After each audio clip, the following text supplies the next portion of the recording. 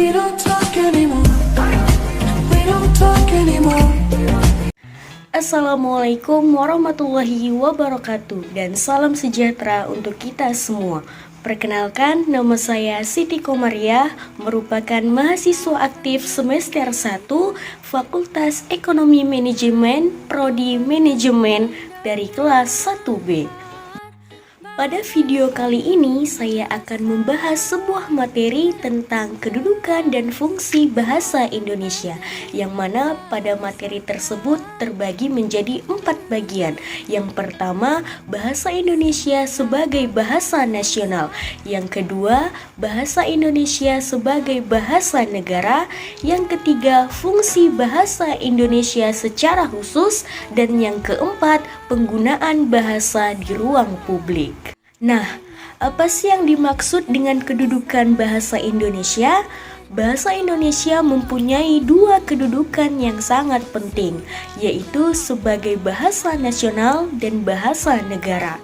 Sebagai bahasa nasional, bahasa Indonesia diantaranya berfungsi mempererat hubungan antar suku di Indonesia.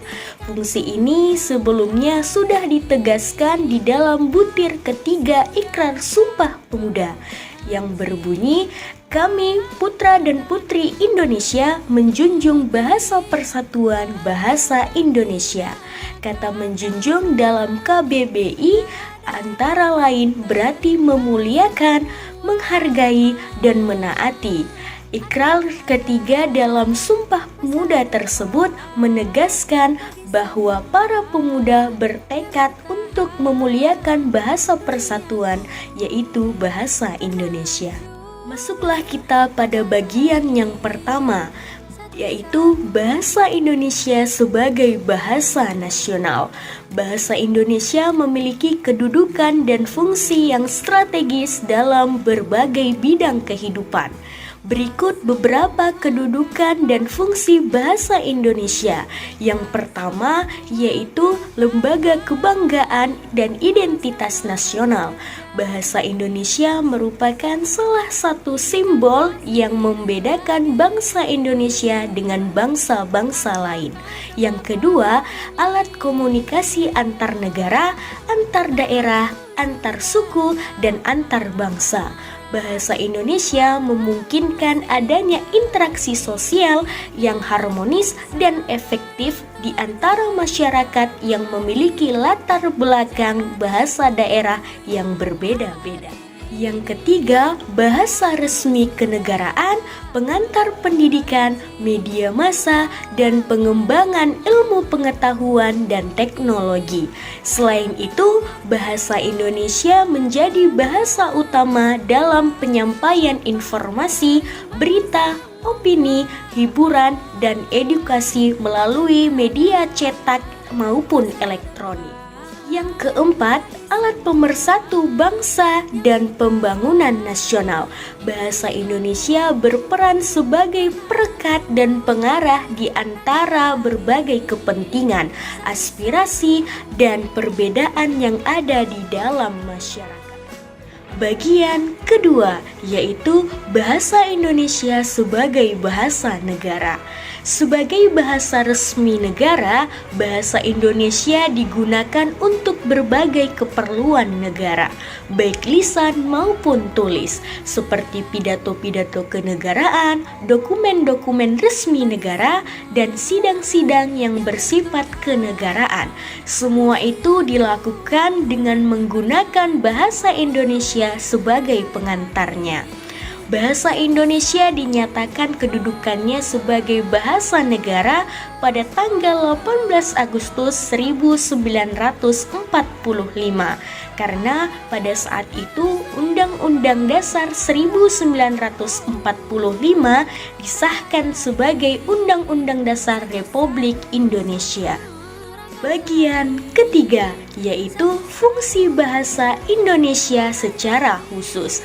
Beberapa fungsi bahasa Indonesia secara khusus adalah yang pertama, bahasa Indonesia berfungsi sebagai bahasa resmi kenegaraan, bahasa pengantar pendidikan, bahasa komunikasi tingkat nasional, bahasa media massa, serta bahasa pengembangan dan pemanfaatan ilmu pengetahuan dan teknologi. Yang kedua, mengacu pada penggunaan bahasa dalam konteks politik dan pemerintahan yang bertujuan untuk memperkuat stabilitas negara dan keamanan nasional. Yang ketiga, sebagai alat untuk mengadakan integrasi dan adaptasi sosial sekaligus sebagai alat kontrol sosial. Bagian keempat, yaitu penggunaan bahasa di ruang publik. Ruang publik merupakan ruang di mana warga negara memiliki akses penuh untuk melakukan kegiatan publik secara mandiri, termasuk menyampaikan pandangan secara lisan atau tulis. Ruang publik menjadi salah satu perwajahan Indonesia untuk memartabatkan bahasanya. Penggunaan bahasa Indonesia di ruang publik diatur dalam pasal 36, 37, 38 Undang-Undang Republik Indonesia Nomor 24 Tahun 2009 tentang bendera, bahasa, dan lambang negara serta lagu kebangsaan. Bahasa publik kontraks dengan bahasa pribadi atau bahasa yang hanya dapat diucapkan oleh satu orang atau diketahui bahwa mereka berbicara, dan idioleks atau bahasa yang sifat-sifatnya ditentukan oleh sifat-sifat penutur individu, bukan penutur lain atau komunitas penutur sebagai semua. Faktor kesalahan dalam berbahasa. Yang pertama, tidak menggunakan tata bahasa yang benar. Yang kedua, tidak menggunakan tata bahasa sesuai situasi. Yang ketiga, menggunakan istilah asing yang sebenarnya sudah ada padanannya dalam bahasa Indonesia.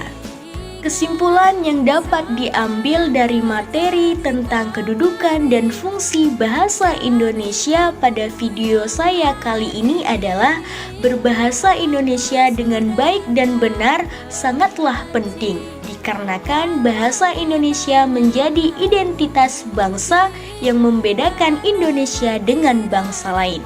Bahasa ini berfungsi sebagai sarana pemersatu berbagai suku bangsa dan berbagai sarana komunikasi antar daerah dan antar budaya daerah. Mungkin itu saja yang dapat saya jelaskan tentang materi kedudukan dan fungsi bahasa Indonesia pada video saya kali ini. Semoga dapat dipahami. Saya Siti Komaria, pamit undur diri. Wassalamualaikum warahmatullahi wabarakatuh dan salam sejahtera untuk kita semua.